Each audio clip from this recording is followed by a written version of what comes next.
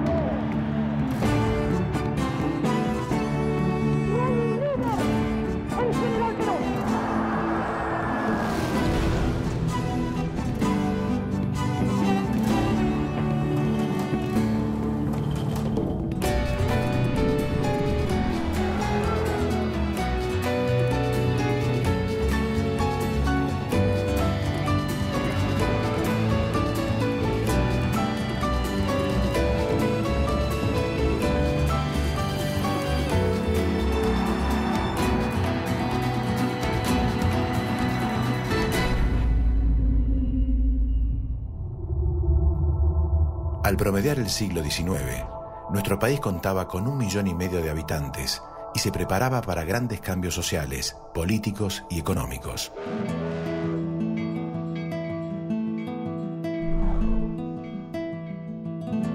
Esta conflictiva transformación, dictada desde el exterior y pensada para el beneficio de unos pocos, se basaría en una sangrienta campaña contra nuestros pueblos originarios y en la premisa de que lo criollo encarnaba la barbarie. Con los trabajadores que arribaron a la Argentina buscando una oportunidad, llegaría el embrión de la organización obrera. Socialistas y anarquistas integraron las primeras sociedades y sindicatos.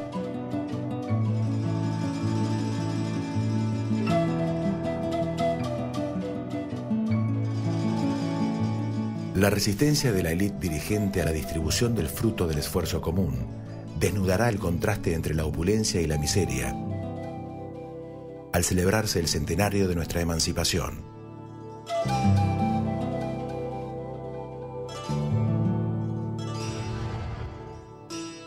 La clase dirigente aristocrática se resistía a aceptar la construcción de un país agroindustrial.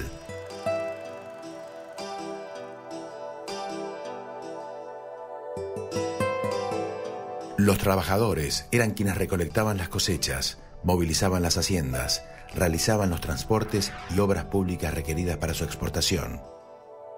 Sin embargo, no tenían ningún derecho, ni al descanso, ni a la salud, ni a óptimas condiciones de trabajo, y mucho menos al bienestar.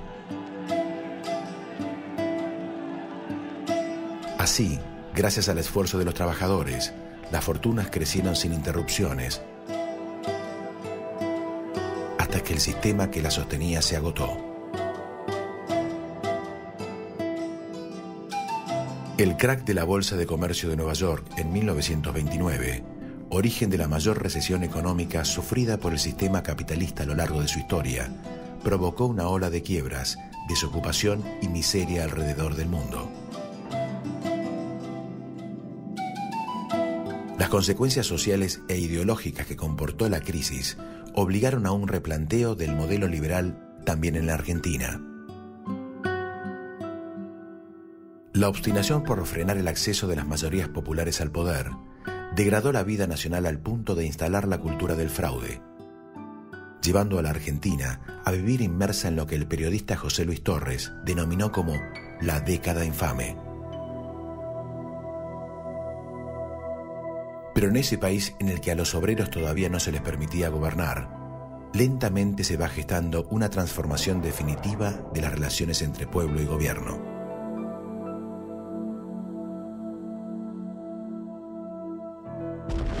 Hasta aquel día de primavera de 1945, que modificaría para siempre la historia de los argentinos.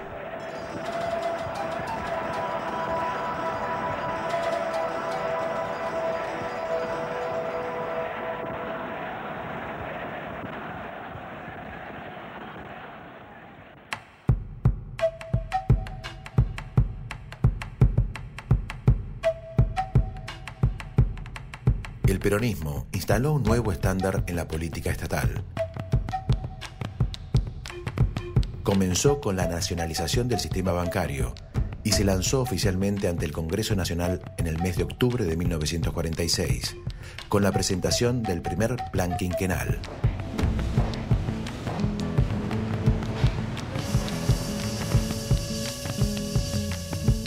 La sanción de una nueva Constitución argentina en marzo de 1949 fue uno de los cambios fundamentales de la historia argentina del siglo XX. La Carta Magna encomendaba al Estado la defensa del patrimonio económico y cultural de la nación y establecía la función social para la propiedad privada, la igualdad entre mujeres y hombres a todos los efectos, y los derechos del trabajador que habían sido declarados por Juan Domingo Perón un año antes de la Declaración Universal de los Derechos Humanos.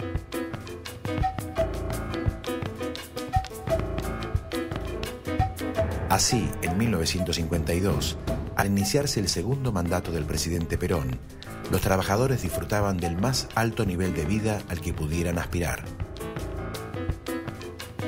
La lucha para conseguir esa felicidad había sido durísima.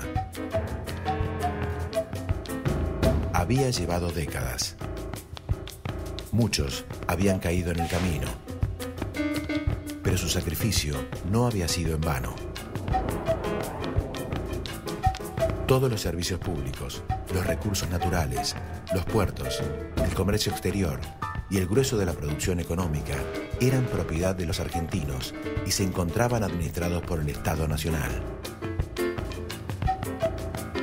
El país había ingresado por fin a la era industrial. Producía tractores, aviones, barcos, automóviles, locomotoras, vagones. Se desarrollaba la investigación en materia nuclear, se construían diques, represas y muchas otras obras públicas de magnitud. Teníamos una industria militar, la base para desarrollar una industria pesada, y poseíamos el segundo Producto Bruto Interno por habitante de todo el ancho mundo. Nuestro país, por primera vez, no adeudaba un solo dólar al exterior. Todos los argentinos accedían a la educación y a la salud. Nuestro sistema de distribución de la riqueza y de beneficios sociales eran únicos para la época. Se habían terminado los privilegios. Y la respuesta fue brutal.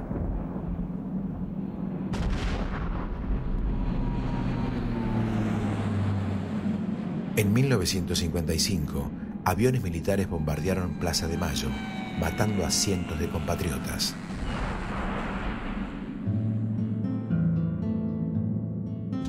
Poco después, el golpe militar, que incluyó la participación activa de un frente civil integrado por dirigentes de toda la oposición, incluida la jerarquía eclesiástica, derrocó al presidente.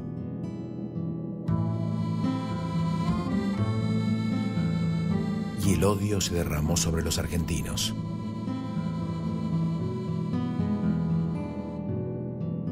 Se desató una persecución a toda la franja social que había tenido participación activa y protagónica en el gobierno peronista. Además de restablecer una política económica colonial para el país, los desatinos de la dictadura abrirán una profunda herida en la sociedad argentina, cuyos efectos permanecerán visibles a lo largo de varias décadas.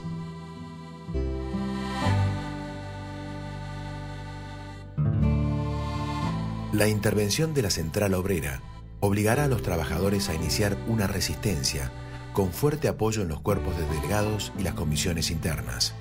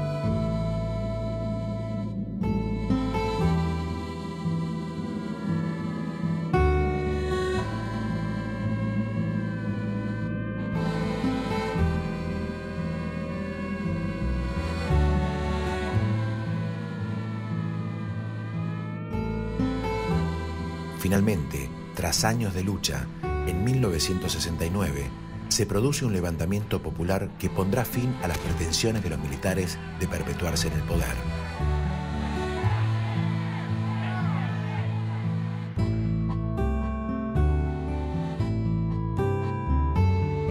Otra vez el pueblo estaba en marcha. Otra vez teníamos un plan. 18 años de proscripciones y dictaduras no habían alcanzado para hacer olvidar al pueblo los beneficios alcanzados cuando el peronismo gobernó, ni el potencial que guarda el esfuerzo conjunto del pueblo trabajador.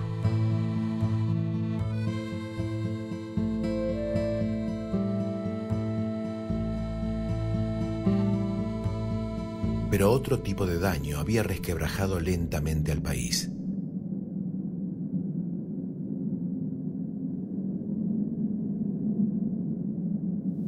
Yo vine al país para unir y no para fomentar la desunión entre los argentinos.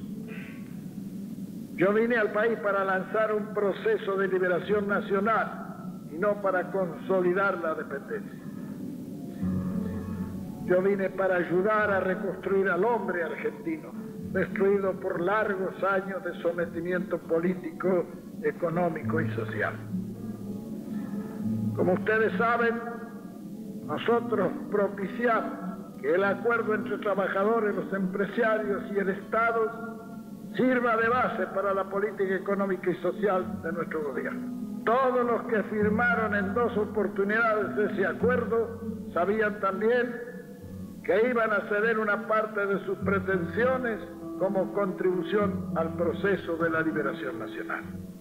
Defeccionar en estos momentos significaría renunciar a todo lo conquistado para volver a ser una republiqueta sin dignidad y sin grandeza.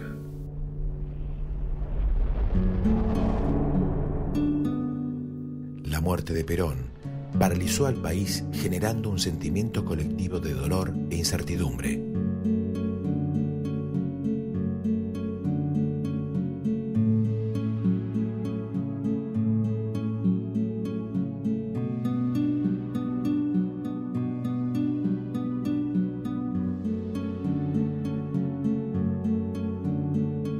Apenas 3 años después de retirarse, los dictadores regresaban. Y tenían un plan. Se abre, señores, un nuevo capítulo en la historia económica argentina. Hemos dado vuelta una hoja del intervencionismo estatizante y agobiante de la actividad económica para dar paso a la liberación de las fuerzas productivas. La crisis petrolera de la década del 70 generó un caudal de divisas que ingresó a los bancos internacionales de Europa y Estados Unidos y fue destinado a alimentar dictaduras que no tendrían que responder ni ante la prensa ni ante la oposición e impondrían su política de saqueo y destrucción a sangre y fuego. La Argentina no fue la excepción. Exiliados, cesanteados, perseguidos, presos, torturados, niños robados, 30.000 desaparecidos, más de 1 millón de desocupados y subocupados. La enorme pérdida del poder adquisitivo y una deuda externa de 45.000 millones de dólares fueron los resultados de la dictadura más sangrienta que conoció nuestra historia nacional.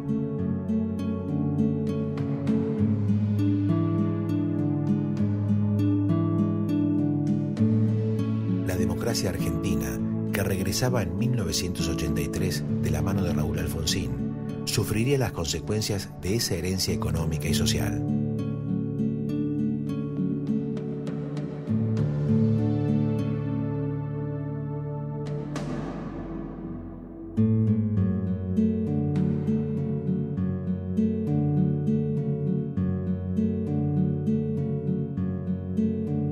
Alfonsín dejó la Casa Rosada 6 meses antes del fin de su mandato, en un clima de crisis e hiperinflación, y el 8 de julio de 1989, Carlos Menem asumió como presidente.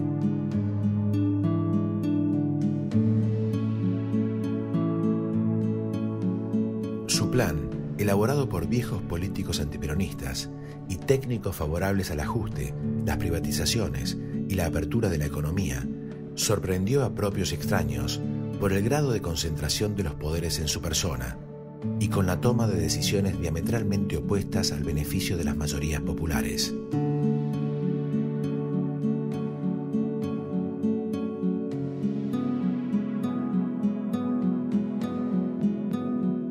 Diez años después, llegaría a la Casa Rosada Fernando de la Rúa, continuando la política de endeudamiento y flexibilización laboral hasta las últimas consecuencias.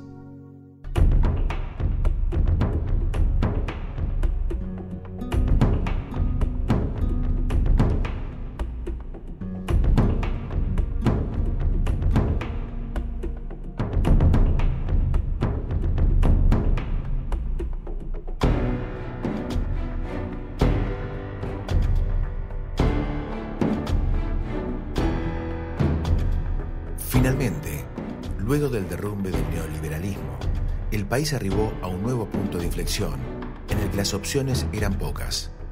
El retroceso a la explotación de los recursos a corto plazo, por pocos y para pocos, o la aceptación de que este bicentenario es una nueva oportunidad para soñar con un país más igualitario, justo y solidario, comprometido con la vigencia de los derechos laborales y sociales.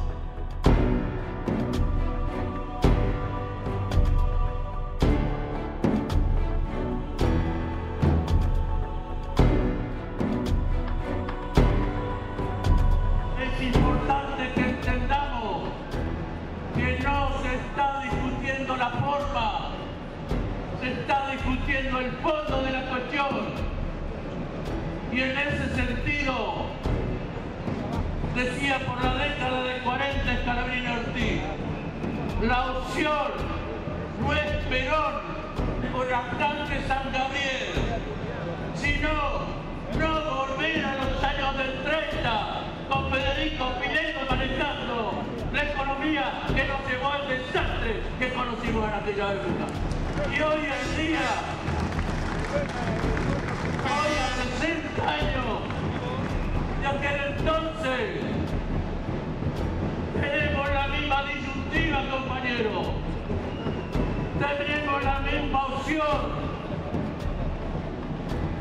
Nos quieren llevar de vuelta, no a la década del 30, nos quieren llevar de vuelta a la década del 90, y la opción es apoyar un modelo nacional y popular que tiene como objetivo dignificar al hombre, o nos vuelven a llevar a la década del 90, donde nos roban y nos quitan todos los derechos argentinos. Esa es la opción, compañeros. Y los trabajadores organizados, una vez más, son los protagonistas de la historia en el camino hacia la justicia social.